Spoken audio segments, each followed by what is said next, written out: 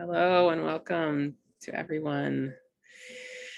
In this video, I am with Shu Yap, who is speaking to me from a part of Australia, and I am in California in North America. And I'm so happy to have Shu here today. And she's going to be talking about the sacred dance of Venus and Mars.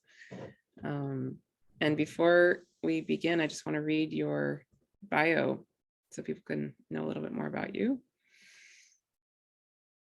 So Shu is a consulting astrologer, teacher, and writer from Central Victoria, Australia. For Shu, astrology is a way of life, not just a livelihood. Her practice influences every aspect of her life as a grower, beekeeper, artist, mother of three, owner, builder, and off-grid homesteader, which I love. I would love to hear more about that sometime. Inspired by the Hermetic philosophy, Shu practices traditional astrology, is a student of alchemy, and embodies a sky-centered approach to her art. Somewhat a solitary scholar, Shu has been certified at the Melbourne School of Astrology and the School of Traditional Astrology in Horary and Traditional Medical Astrology. Thank you so much for being here. Thanks, Martha. Thank you for inviting me to speak. And I just wanted to start by acknowledging that I'm sitting on Dja Dja Wurrung Country, which is the traditional owners of the land that I'm on, and just wanted to honour the elders past, present and emerging. But yeah, it's great to be here, Martha, and what a wonderful summit you're putting together, symposium, sorry. I am, like you said, an astrologer, and I think I thought maybe just presenting on the Venus-Mars conjunctions that have occurred recently in greater detail might help contribute to some aspects of this symposium, because obviously they are the relationship planets, and they have started a very huge cycle this year that can easily be missed, actually. Like we often don't look at cycles of smaller planets because they're not as obvious, but as you'll see in this presentation, it's some pretty big legacy cycles, I like to call them. I call them legacy cycles because we start them and we won't really ever see them through in our lifetime. But, you know, we play a big role in making that happen and opening the doors for this new cycle to emerge. So I'll just go ahead and share my screen. Yeah. Can you see that now? Yeah, it's beautiful. So beautiful. Okay. The colors, wow. Okay, so you know, it's easy to kind of look at Venus and Mars as the relationship planet, but I want to frame it more by looking at it from this perspective of enantiodromia, which is a term coined by a philosopher in the 5th century called Heraclitus, which who you may know of. He wrote a lot about this concept of the unity of opposites, and he termed it enantios, which is the word for opposite, and dromos, which is running the course. So it's essentially how he viewed the world as pairs of opposites colliding into each other. And I think that's such a beautiful way of looking at any kind of relationship, that we are two separate entities colliding into each other, you know, and we may or may not have agreements, and we may have differences in agreements with each other. He wrote this very famous quote, said, and it takes a while to get your head around it, but, you know, as all good philosophers do, they spend a lot of time thinking, but it says, mortals are immortals and immortals are mortals. The one living the other's death, and dying the other's life. So I'll leave you to ponder over that. It does kind of make my brain twist a little bit by the end of it. But that was his encapsulation of that kind of term, enantiodromia. And interestingly, he identified this process to be justice and strife. And justice being a word associated somewhat with Venus to a degree, and certainly strife was a word associated with Mars. So I thought this is a great word to encapsulate what Venus and Mars are all about.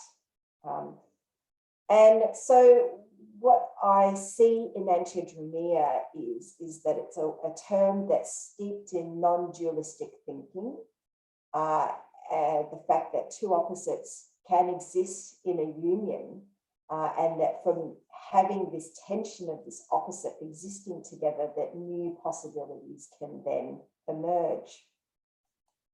And this is where I see the shape of the triangle stemming from. That horizontal line at the bottom is this tension of the opposites, you know, two opposing forces at each other. But it gives rise to a new consciousness, which is that peak that comes from the center point of the two union to form the triangle. And triangles are the symbol of fire, which traditionally was the source of energy. It's where everything was created from and where everything manifested from. And the triangle is also connected to Mercury. We know, Hermes Trismegistus, the thrice great, as it's so called. And in alchemy, Mercury was the child of the sacred union of the father and mother, which is the sun and the moon. So Mercury is essentially a character, an archetype born out of the tension of opposites. And often very mercurial types, you know, they make good writers, they make good journalists, they make good communicators, because part of that is because they can see both sides of the story. They can identify with both angles to be able to pull that story together. And Mercury was also the androgynous planet, or the androgynous archetype. It was the hermaphrodite. It was very much the non-dual, non-binary archetype of unity consciousness. And so this in essence is, I find this all tied in with the symbology of Venus and Mars, because if we can actually come to unity consciousness and hold that tension of opposites, because Venus and Mars are the two opposing, you know, divine masculine, divine feminine forces. If we can unite them together in a sacred marriage, we can kind of see things resolve, or we can kind of hold by embracing these polarities and what Marion Woodman, a Jungian analyst, calls this as holding a psychic utero. We can give birth to something new that we might not have been able to realize on our own. And Carl Jung, then I put this quote here from Carl Jung, he wrote that out of the collision of opposites, the unconscious psyche will always creates a third being of an irrational nature, which the conscious mind neither expects nor understands. So because it's completely something new. And I think that's the big lesson with Venus and Mars being such a strong theme this year, is to not side with a side, but to hold and sit in that tension. I think that's what we've all been asked to do. And in my consultation practice, I've seen a lot of relationship tensions this year, where people have been really polarized. And, you know, my greatest advice was really just to sit within that and not necessarily always side with something, because when we do that, we're just going with what our ego identifies with. So we're not essentially evolving, we're just going back to a status quo. So I want to now get into a little bit more about the orbit of Venus and Mars. Because Venus has a very regular orbit, whilst Mars has a very irregular orbit. And so when we study the relationship of the two coming together, it is very complex, just like any relationship. And a lot of the presentation here, I'm drawing from the work of Michelle Finey, who wrote an amazing book called The Sacred Dance of Venus and Mars. And from what I understand, she's done the longest survey of Venus-Mars conjunctions to date, and that's 1,500 years long. And so I just want to, I guess, go through some of these details. The Venus-Mars conjunction is based on essentially a 32-year interval. So every time a Venus and Mars conjunction happens in the same sign, it will be 32 years. Okay, so let's get into it if you don't have any questions before that. Great, I'm loving it. Go ahead. Keep going. Okay, so I wanted to cast your minds back to just in the last 12 months. We had 3 Venus-Mars conjunctions occur within a very short amount of time, within an 8-month period.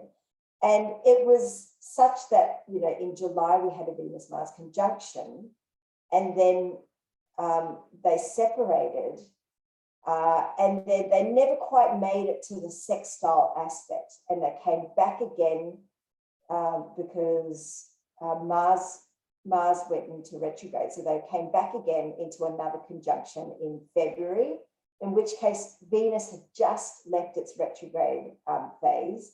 And so then they weren't able to come to another sextile aspect before having to actually come back to a conjunction again. So they're essentially in their journey together kind of never left each other. They just kind of left each other for a short little while, came back, left again for a short little while, came back, and then evolved from there. So the first conjunction happened in July. Then the next conjunction, which was when Venus just finished being retrograde, was on the 17th of February. And then the next conjunction that happened was the 6th of March, when Venus had gone well and truly direct. Okay. And so the way it works is that every 2 years, you'll get a Venus and Mars conjunction in the same sign, give or take a few degrees. And the few degrees can go either way. It's not always moving forward. So it can sometimes go, you know, backwards in zodiacal degree. But nevertheless, they will be around the same place in the same sign every 32 years. Okay. And then in this 32-year period, there'll be 25 other Venus-Mars conjunctions, but they won't be happening in that same sign as the original, bookends here. These 25 Venus-Mars conjunctions will occur in all sorts of different signs. So Venus-Mars conjunctions obviously aren't very rare. It's just that when they occur in the same sign in every 32-year cycles, that's significant. Okay. So of these 25 Venus-Mars conjunctions, we'll see 20 of them with Venus as a direct Venus. Okay. But 5 of these Venus-Mars conjunctions, Venus will be retrograde or close to a retrograde, like the one that we just had in February. She had just gone direct. Okay. So, and it's interesting to note that at every 5th conjunction, we'll get a Venus retrograde, Venus-Mars conjunction. So there's that 5 number again appearing, which is so commonly associated with Venus. Okay, so we have, so this is where it starts to get a little bit complicated. So every time a retrograde Venus and Mars conjunction occurs, we start a new Venus-Mars Saros, which is essentially a family of conjunctions, like those 32-year families. And this Saros will last for 250 to 300 years. Okay. So the one that we started in February, when Venus was near its retrograde station, that was the beginning of this 250 to 300 year cycle. Wow. I haven't heard anybody talk about this. And it's quite obscure, yeah. And I don't know why it doesn't get more press, because I think it's quite amazing.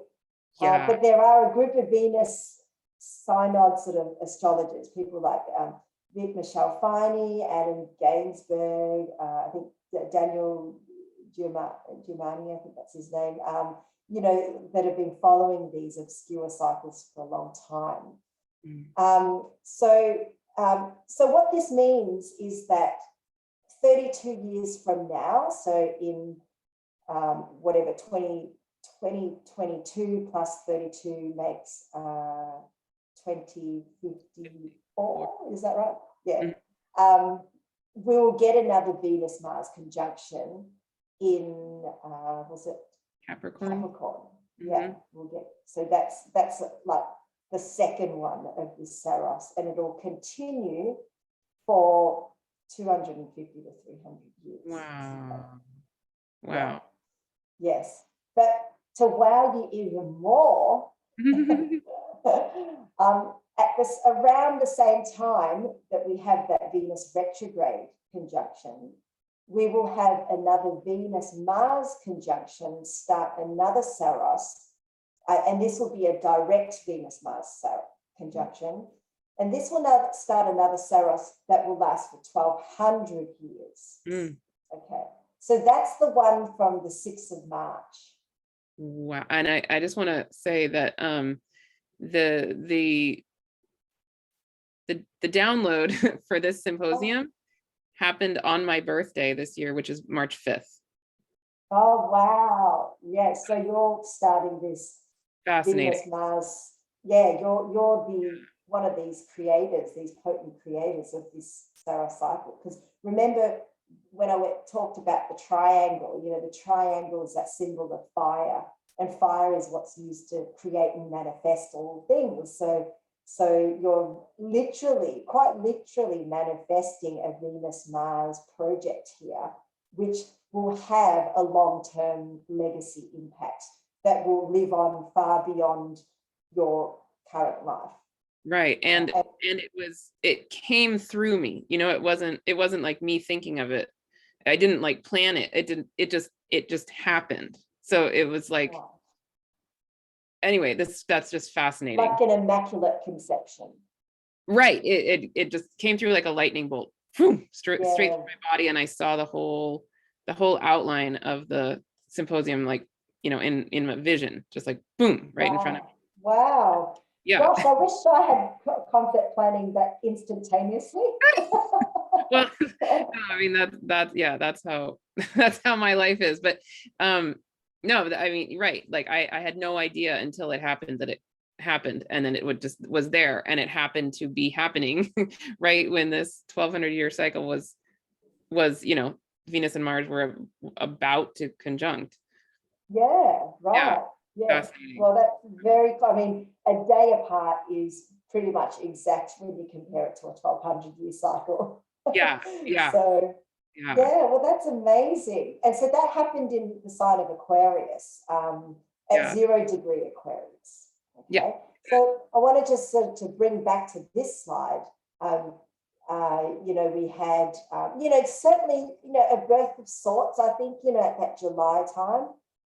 But the big, I guess, you know, transmission, download, beginnings is essentially at that February 17th retrograde conjunction. That was the start of the 300-year Saros.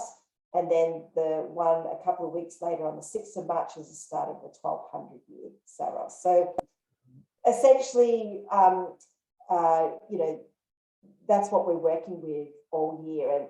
And I find it even super more interesting that we have the eclipses in Taurus and Scorpio as well introduced this year, which are both ruled by Venus and Mars.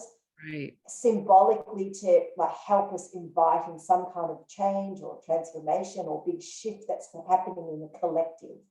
And I think this symposium is such a beautiful, I guess, child of this. Yeah, and again, a Mercury child. Yeah, and again, not made up by humans. You know, I mean, we're all following the directive, but it's just fascinating to me. It's like, feels like a co-creation from the cosmos or something, everything. I don't know. Yeah, it totally is. That's so just to give you a context of the ongoing cycles, is that, so, about 250 to 300 years before that 1200-year cycle ends, we'll start another retrograde Venus Saros, which will be another 250 to 300 years long. And then from there, there'll be another direct Venus-Mars conjunction, opening up another 1200 years. So this is essentially the pattern that it takes. So essentially, if I have it right, the conjunction on that 13th of July would have been one of the last ones that happened around here of the previous, sorry, I'm looking around here of the previous, let me put my pen. Sure. I'm assuming that July one would have been around here of the previous cycle that we're in, to be able to start a new one. Okay. Do that. Okay. So what I wanted to focus on, before I do that, I just wanted to share some final thoughts about this, I guess, Saros that Michelle Finey has discovered, is that I've seen a lot of conflicts in interpersonal relationships, and I feel this year, and I feel that that's partly to do with this, the new shifts and paradigm shifts that are happening with this Venus-Mars conjunction and this cycle. So just wanting to, let people know that if you are kind of undergoing the enantiodromia, facets, of feeling conflicted or feeling polarized or somehow dissatisfied with what you're seeing, with your outcomes within, whether it's within personal relationships or whether it's within what your creative projects are or within yourself, it's okay not to know right now what to do. There's no need to have to find a solution because we're talking about a very huge legacy cycle and we're only at the very beginning of it. So I think there's some solace to know that, we can just sit in this discomfort and let that be a challenge to sort of hold that in psychic utero, like what Marion Woodman suggests, so that we can birth a great transformation. So that's just a message that I have for everyone, because I know it's really tough for everyone right now. We've had coming off the bat of the last hard couple of years of lockdowns and COVID and all that sort of stuff. And the world has changed, and change is difficult. And so we're not expected to have to be anything, do anything, be anyone. We just have to just sit with that and let things emerge. Okay. But to get more specific with that, we can also look at the birth chart. And simply, we can think back to the time, in between the 17th of February to the 6th of March, and just reflect of what was happening around that time for you. And because we're talking about Venus, Mars, they're nocturnal planets, they're planets of the inner nature.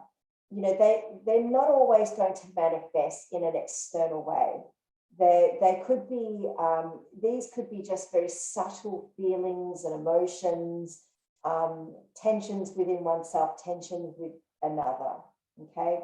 So try and reflect back to, end of February, early March, what was happening around that time that may have caused you to feel polarized or be in a polarized situation where you may have been pulled in two directions. Situations that have caused you to feel tension or experience conflict or discontentment. You may have also felt passion or rage, but at the same time, this could have been like a fire or creative birth or creative awakening that's been birthed out of you. There could have been personal relationships that may have been challenging or triggering at that time. And also events around this time could have actually opened up new dynamics within that relationship. You know, it could have also opened you up to valuing things differently in your life as well. So it's kind of, I guess all year we're kind of gestating all of this, you know, we're still quite in the infancy. So reflect back to what was happening at that time. Do you have anything in mind, Martha, that you can think of maybe in your life that you may want to share or may not? You might not have, but yeah, I mean, for me, again, is my birthday, which oh right, yes. was March 5th. And so right at the end of that, and it was huge, gigantic, you know, again, this lightning bolt. And I find it fascinating now that I'm thinking about it, that the lightning bolt effect I associate with Uranus, and Uranus, at least, well, I do more modern astrology, so it's associated with Aquarius. But anyway, yeah, that's the main thing coming to me. Yeah. Just like I was leading up to that, I was thinking a lot about just feeling that our collective was about to shift in some massive way around, especially gender identity, but also sexual orientation. But you know, my 15-year-old identifies as gender fluid, and so I have been sitting with the whole question of gender identity a lot. And I felt like coming into this year, there was some massive major thing that was going to happen that was going to, you know, like there would be a radical kind of redo in some way. So for me, just hearing your perspective on this aspect of the astrology is, yeah, it's really, Yes, yeah. it sounds like you sat through the tension and the polarized views, perhaps, you know, like I imagine having a child confront you with something like this might have been challenging and illuminating to kind of deal with. You know, as a parent, it's not kind of what we've kind of in our era were brought up to even think of, really. So Right. yes, this new big shift. Yeah, it took a lot of, I mean, for me, I actually, honestly, when he told me about it, I felt this huge relief in my own body. I mean, I identify as cisgender female, so it wasn't that I suddenly could come out, but it was just something in me that felt really radically, deeply relaxed. But it has taken a lot of me stepping back and reorganizing how I think of things, how I perceive things.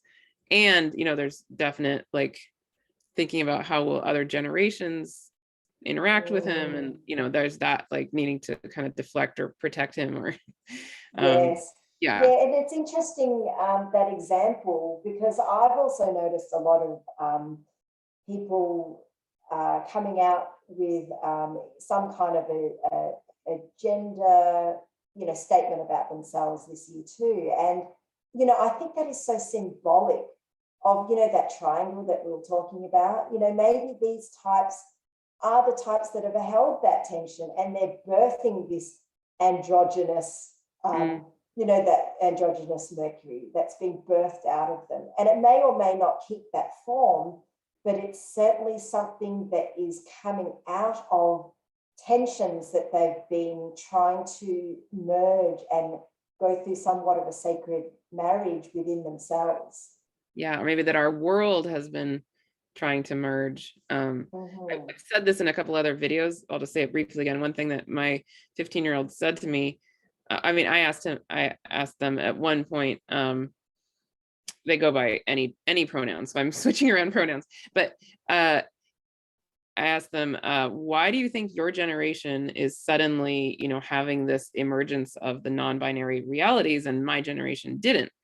And because in my day, you know, it was totally commonplace, or by the time I was in college, I'm 45 now. So by the time I like the late 90s, it was totally normal to talk about sexual orientation, but it was not really talked about to have gender identity other than who you were, what you were identified as at birth. Anyway, so his response was, well, I have never felt like the feminine and masculine are at war inside of me, but you guys do and did. Oh, that's so, gosh, the kids are so wise, aren't they? Yeah. I was So like, true. what? That is just so true. Yeah, I know, it's so true. Like, what in the world? And you know, again, I've said this on another couple of videos, but my reaction was total shock, because his father and I are divorced, right? So I would think there's some level of, not that we like had major fights in front of him or anything like that, but some level of seeing woman and man not getting along or something. But his internalized sense of the feminine masculine, what he's saying is like in harmony. Yeah, completely merged. Yeah. that Wow. that happened? I don't know. I mean, it's fascinating to me. Yeah. It is fascinating. And I guess we all birth our upgrades, don't we? And it's exciting to see what the world can be with this new generation of non-dual kids, running the show. I know. Yeah. Oh gosh. Yes, well, so you can reflect back to that time, but what you can also do is to reflect onto the actual space in your chart where these two conjunctions met, and the window in between. So this is between essentially 1653 Capricorn to 0 degrees Aquarius. And now, if you have your birth chart, sorry? I'll just say, in my chart, that's in my 5th house, which, corresponds to children. Fascinating. And self-expression and self-actualization. So I don't know, again, like, certainly it's related to my child, and it's related to maybe birthing the symposium. I don't know. Well, totally. I mean, and this is what a supportive way to, help your child, navigate through this, by having a mother that's, inspiring them to actually bring voice and communication to this matter. That's the best thing you can do as a parent. So go you, well done. Parent of the year. I'm not sure. I know not everyone might be aware of their astrology and their chart, but you can print one out online on astro.com or AstroSeek or something. You will need to know your exact time of birth, though, because the houses are dependent on a birth time. And you may find that if you're using a quadrant-based system, this little window, this Venus-Mars window, will straddle over 2 houses, and it will apply to both the significations of the 2 houses. And so I've just listed some keywords some simple keywords for each of the houses here on the slide. But obviously a more in-depth look at that might, bring up more concepts and things as well. But I just wanted to have this slide up here as I go through these reflection questions for those that don't have a hold on the foundational aspects of astrology. So, looking at the houses, you can maybe reflect on, were the issues of tension occurring around the topics of that house? Did you experience a renewal or purification around the topics of that house? Did you have any creative impulses in this area? So tick, tick, tick for you, Martha. Yeah. Did people associate with these house topics? Did people associated with these house topics involved in any conflicts or tensions with you? So every house represents somebody in the life. So in your case, the 5th house was children, 10th house could be your boss or your mother, 7th house could be your partner, etc. So just have a think about what kinds of people were pulled into it. And if it's not those sorts of people, it's those characters that may have been the topics of your tensions. For example, if you were a counselor, for example, and you had this activation in your 7th house, you could have been going through a lot of marriage counseling type clients, you know, and that kind of thing. So of the topic of that house, thinking of the topic of your house where this was activated, were you put in a situation where you were torn between two things? Okay. And on the topic of this house, did you form any new values of these things? And was there a big project that you started or got initiated in this area? And also think about what kinds of legacies or a legacy you'd like to create in this area of your life for your future generations. So wherever this window was is essentially where all these reflection questions can be directed towards. And I know this was a short kind of lecture, but what I've done is I've just gone and thrown a few words together for each house that I've put together on a PDF that I have on a link as my free gift. So people can, I guess, download that and read that in their own time. But, you know, it would be good for you to even try and reflect on it yourself first by knowing some of these house topics before you read that PDF, you know, just to see what aligns and how it may manifest it differently for you.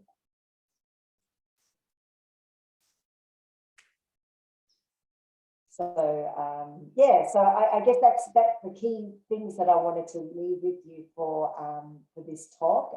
But yeah, open to questions or comments. I know we kept it quite conversational, but it's certainly a very obscure but interesting aspect that is weaving its way through humanity at the moment in a very subtle way.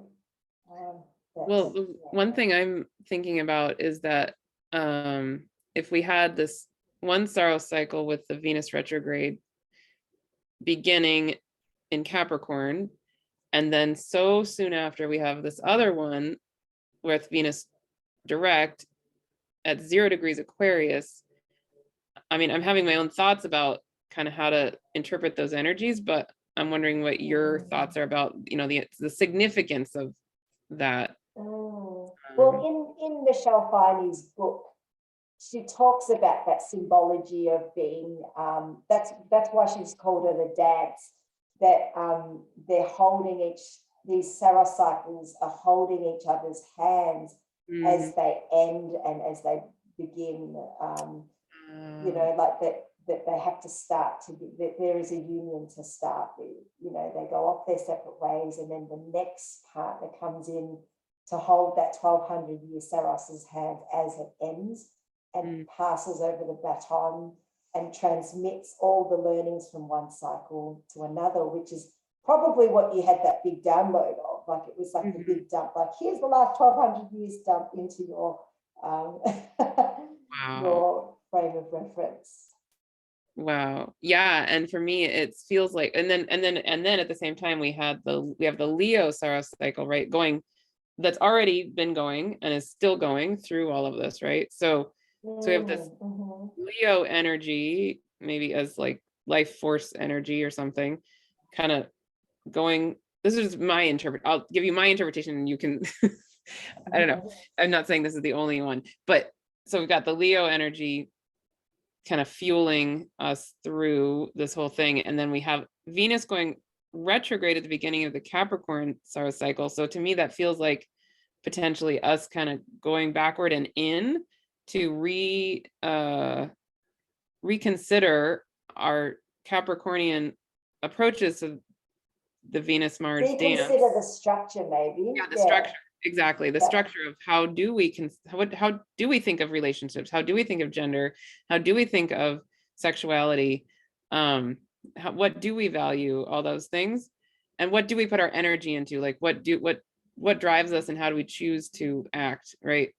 And then at the same time that we're coming in and reconsidering those structures, we're also starting this new 1200-year relationship at 0 degrees of all places, 0 degrees Aquarius, right? The very, very, very beginning of the sign that's about, I mean, one way I put it is like, is the intelligence of the divine. Like how maybe there's other ways we can do this. Like the structures don't have to be this way. It can also be these other infinite ways. And what is feeling true to us now and moving forward? Like, what does the divine actually want? How does the divine want us to maybe restructure things? That's right. It's the cementing into the humanity of these new structures that we had to go back to find, essentially. And don't forget that 0 degrees Aquarius was also that point in which we had that Saturn Jupiter conjunction. Yes. And then so Pluto, yeah, next year Pluto will enter that point. Yeah, sorry. Exactly. Yeah. So it's almost like the gateway there of like lots of new cycles clicking over, like a, you know, like if you can see it inside of a clock, and that moment when the last cog turns and it moves the hand, you know, it feels like humanity is in that kind of moment. And no wonder we're in chaos. No wonder there is disruption and uncertainty. You know, this is, you know, such a time of the unknown. And so acting too rashly and prematurely is really going to disrupt the flow of what the potential could be. And I think that's the wisdom of Venus and Mars, is to really have to sit within that tension and to integrate both aspects within the self, because some of them may be repressed aspects that we're ignoring, and that's only going to come up more in your relationships to seek that conscious attention. So so yeah, even sorry. I was just going to say, even the nodes of the moon are going to be squaring that point. I mean, probably not for another year or something, right? But as they're in Scorpio and Taurus, eventually. The nodes are square, or essentially with the eclipses, they were they will squaring it. Yes. And, you know, this whole idea of that Leo conjunction, like you said, you know, that fueling the fire for this. Yes, I think that's right. I think there is definitely a connection. At the very least, it's the memory that Venus and Mars last had together before they then came together again. You know, they tried to separate, they never made it to that sextile aspect, and they had to come back to each other again. So it's like they needed to come back and, like you said, reconsider a lot of things before they can move forward again. So I think that's very symbolic of that. Wow, so fascinating. So big year for relationships, I would say, in simplistic terms. Yeah. And you don't have to answer this question, but the other thing I was wondering, is there any story that comes up for you around where this all falls in your life or your chart, or I don't know, anything even not in your life, that's any other example? Yeah. Well, I have it in my 12th house. So that part of the chart is in my 12th house. So I think with me, it was very much a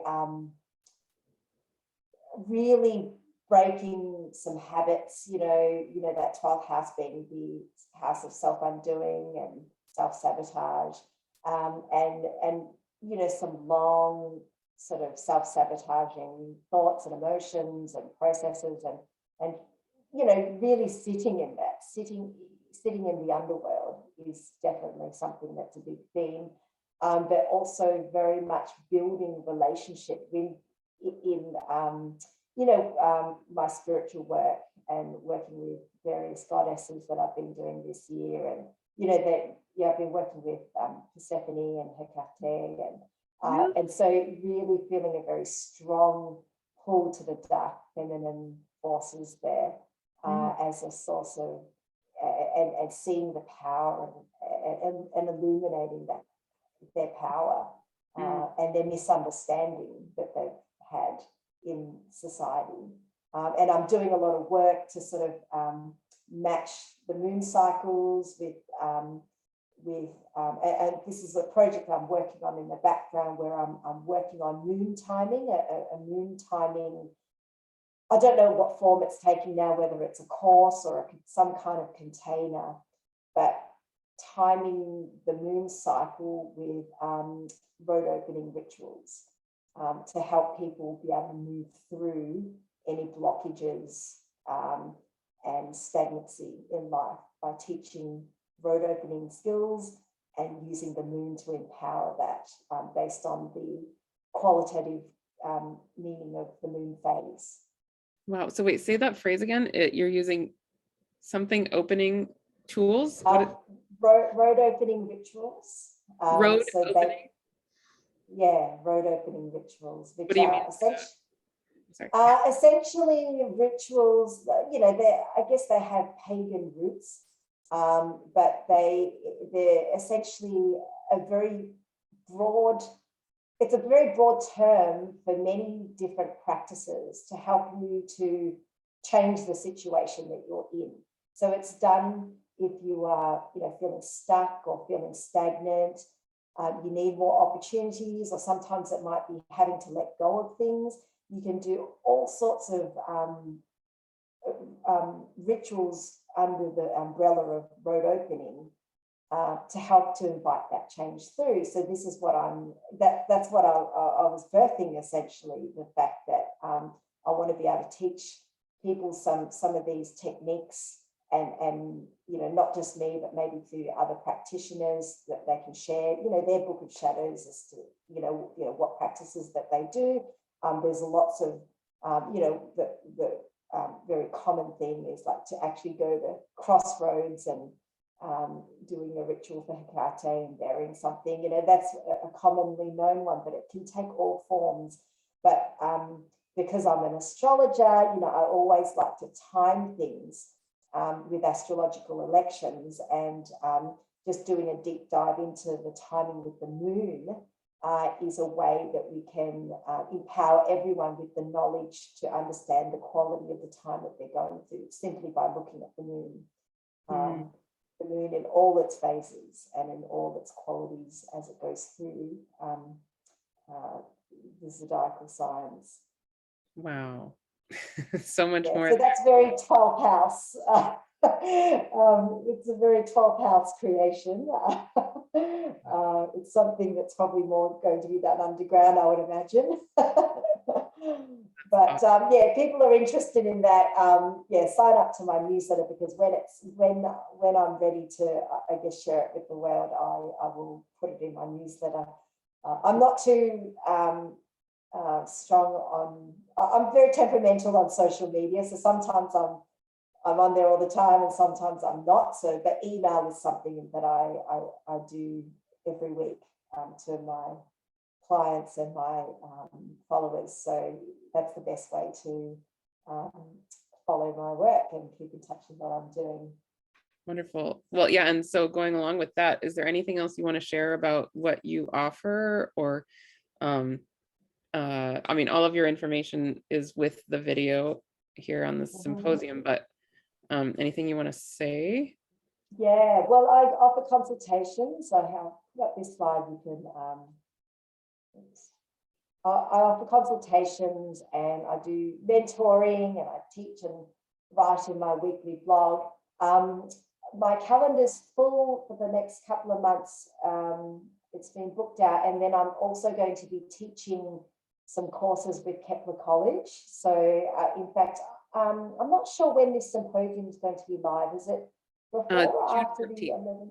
June 14th. Oh, June 14th. Okay, I was going to say there's a free webinar that I'm running for Kepler College on the phases of planets, but that's going to be on the 11th of June. But the recording will be available if you get onto the Kepler site and Kepler course website and people. I'm also going to be teaching a 5-week solar returns course with Kepler College as well, starting 23rd of July. And yeah, just doing lots of teaching and mentoring, which is what I love doing, but also open for consultations. Wonderful. Perfect. And your website is there intercycle.com and intercycle@gmail.com for your email. Yeah. So just, yeah, that's the easiest way to find me. Thank you so much, Shu. No problem. Thank you for having me. And I guess, yeah, don't forget to download the free gifts, because I've essentially gone through and just done, you know, Venus and Mars Saros in the, you know, in each of the houses, which you can, and that's just the beginning, that you can sort of draw more interpretations from yourself. So, yeah, so that's there for you to keep and read in your own time.